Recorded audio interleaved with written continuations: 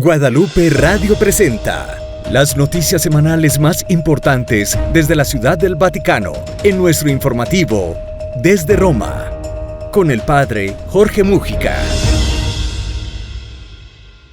Les saludo muy cordialmente desde la Ciudad de Roma. Soy el Padre Jorge Enrique Múgica, director editorial de la agencia de noticias Zenit, y es un gusto darles la bienvenida a este programa informativo, una colaboración de Guadalupe Radio y de la agencia de noticias Zenit. Vamos a las informaciones. Lo más importante de la semana. Relacionado con la vida del Papa esta semana, incluso si el Papa ha hablado poco, nos ha dejado muchas noticias. La primera de ellas relacionada con la salud.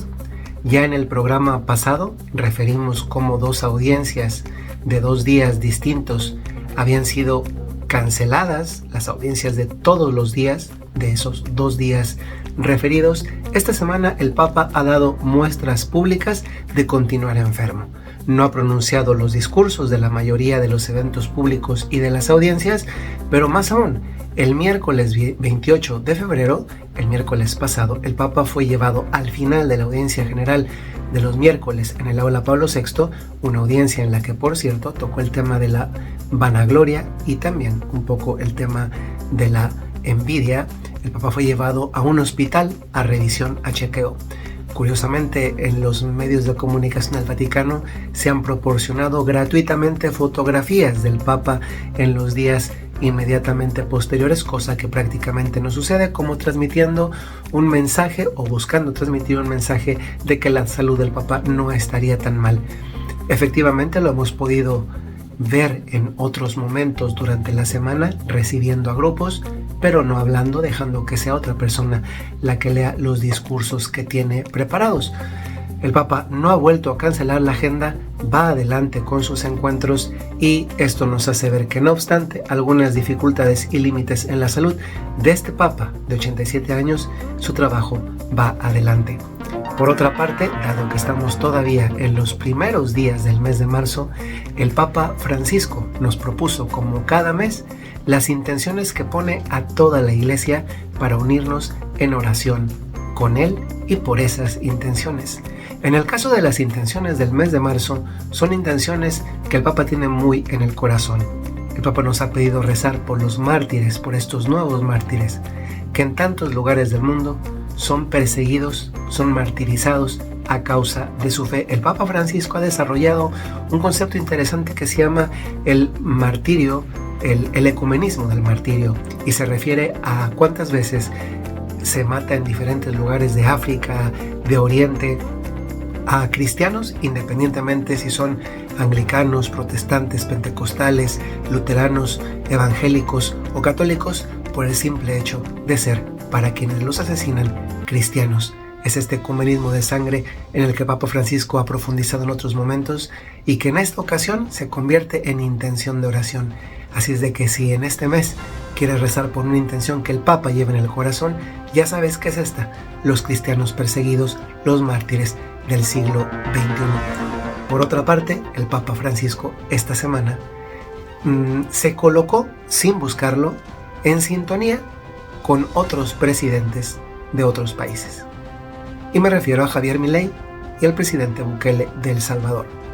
El presidente Milei prohibió el lenguaje inclusivo en todas las dependencias gubernativas.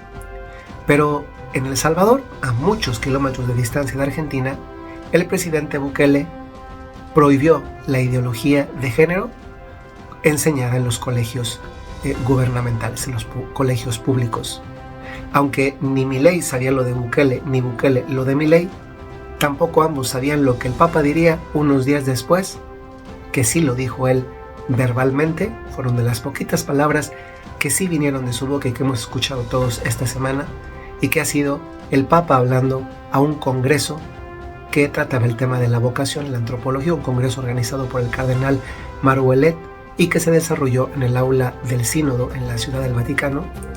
Y el Papa, cuando se acercó a este congreso, entró al aula del Sínodo, dejó sí que otras personas leyeran su discurso, que era mucho más amplio, pero él sí habló al inicio y dijo unas palabras cortas pero sustanciosas. Y lo que dijo fue que hay una real amenaza con la ideología de género que borra las diferencias entre hombres y entre mujeres. Esto es interesante porque nos evidencia otra perspectiva muy diferente a la pastoral abordada en la declaración Fiducia Supplicans, con a veces impresiones que no corresponden, como se puede ver con esto, a lo que el Papa ha dicho. Pasamos ahora a la última información relacionada con el Papa, a este último domingo de la semana que cubrimos informativamente. Me refiero al 3 de marzo. No olvidemos que este programa abarca las noticias del 26 de febrero al domingo 3 de marzo. El domingo 3 de marzo, el Papa en el Ángelus dijo un mensaje muy importante. Tras decir la locución en torno al Evangelio, como es costumbre todos los domingos, una locución breve, de hecho están siendo cada vez más breves estas alocuciones dominicales, se pronunció sobre lo que está pasando en Palestina, en Gaza en concreto, y en Israel. Pero el lenguaje, aunque no era explícito en torno a los hechos de la matanza cometida por el ejército israelí, en un momento en que población civil se acercaba a camiones para recoger alimentos, es decir, no estaban cometiendo ningún acto de terrorismo, el ejército israelí disparó y hubo muchísimas muertes. El ejército dice que estas muertes se produjeron más bien por la avalancha humana a raíz de la gente que corría por el miedo. Pero incluso con eso, lo que provocó el miedo en las personas fue los disparos que sí mataron a algunas personas. El Papa alzó la voz una vez más pidiendo la paz, evidenciando cómo las cosas se han salido de control y formulando unas preguntas que realmente llegan al corazón de quienes buscan o buscamos la paz.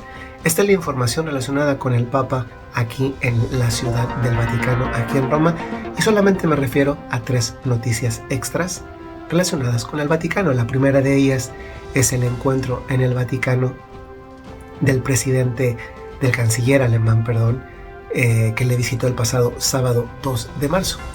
Este presidente, que no es creyente, no está afiliado a ninguna organización o asociación o iglesia en Alemania, tuvo el detalle no solamente de visitar al Papa, sino de regalarle un balón. El balón que se ocupará en el torneo de fútbol más importante de Europa. Es algo anecdótico, pero simpático, porque aquí en el Vaticano hay una parte del museo destinada a los regalos deportivos que el Papa recibe, entre ellos muchas camisetas de equipos de fútbol que llevan su nombre.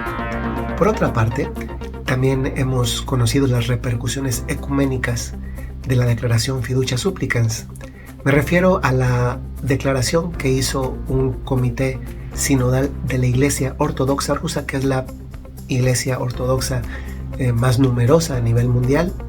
Evaluando el documento Fiducia Supplicans, dijeron que se alejaba de la enseñanza moral cristiana. Esto naturalmente tiene repercusiones en el ámbito ecuménico, porque se convierte más en un obstáculo que en una ayuda. Y finalmente, esta semana estuvo aquí en Roma, en el Vaticano, una delegación de la Arquidiócesis de Valladolid en España. Tuvieron alguna serie de encuentros y congresos en torno a Isabel la Católica, porque están promoviendo la causa de beatificación. Actualmente es venerable, tiene una fase diocesana iniciada, y Isabel Católica, la reina que posibilitó, contribuyendo a la expedición de Cristóbal Colón, un contacto con un nuevo continente, pues va camino a los altares. Veremos qué pasa en el futuro próximo, y estas son las noticias que hemos conocido esta semana acá desde Roma. Nos vemos la próxima semana. Les saludo muy cordialmente. Que tengan la mejor de las bendiciones en su vida este día, pero en general todos. Que el Señor les bendiga. Hasta luego. Guadalupe Radio presentó las principales noticias desde el Vaticano en Desde Roma, con el Padre Jorge Múgica.